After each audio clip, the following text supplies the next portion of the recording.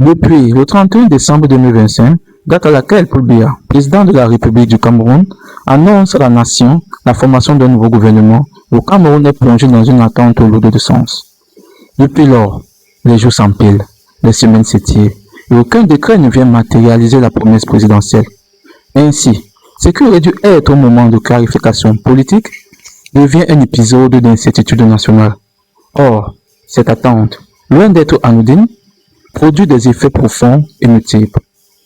D'abord, il faut savoir qu'un gouvernement annoncé mais non nommé est un gouvernement fantôme. En effet, les ministres en fonction savent qu'ils peuvent être remerciés à tout instant. Par conséquent, la prudence excessive s'impose. Les décisions structurantes sont gelées, les réformes audacieuses renvoyées à plus tard, et les dossiers sensibles empilés dans les tiroirs. Résultat des courses, l'action publique se limite à la gestion courante, comme si le pays vivait une période de transition, sans transition officielle. Alors, dans ce contexte, l'attente transforme la gouvernance en une compétition silencieuse. Peu à peu, les calculs personnels prennent le pas sur l'intérêt général. Dès lors, on ne gouverne plus pour résoudre les problèmes du pays, mais pour rester visible, pour plaire ou simplement survivre politiquement. Ainsi, intrigues, lobbying et règlements de comptes feutrés prospèrent, pendant que les urgences sociales demeurent sans réponse. Pendant ce temps, le citoyen ordinaire, le citoyen d'en bas, le citoyen pauvre, cette attente agit comme un message brutal. Le temps du peuple n'est pas celui du pouvoir. La vie chère progresse. Le chômage étouffe la jeunesse. L'insécurité persiste. Cependant, l'État semble figé dans ses propres hésitations. À force, la population s'habitue à ne plus rien attendre. Et surtout, c'est là que naît le danger majeur, l'érosion progressive de la confiance et de l'espoir. Plus profondément, cette situation révèle une fragilité institutionnelle inquiétante.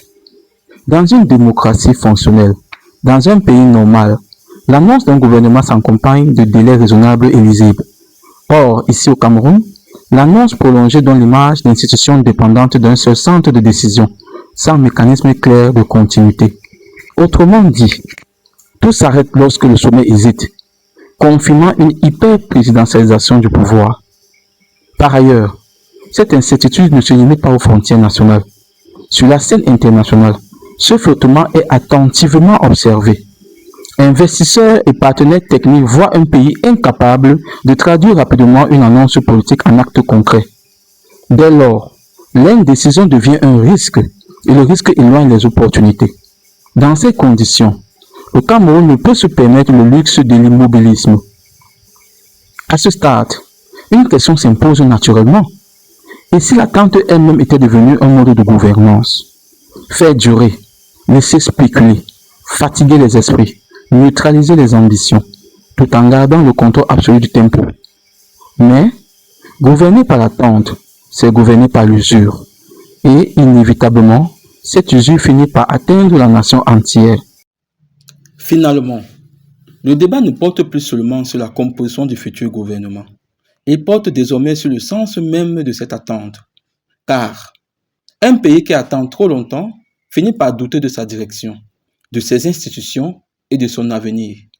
D'où cette question lancinante et politique. Combien de temps encore le Cameroun sera-t-il condamné à attendre, pendant que les défis, eux, avancent sans attendre?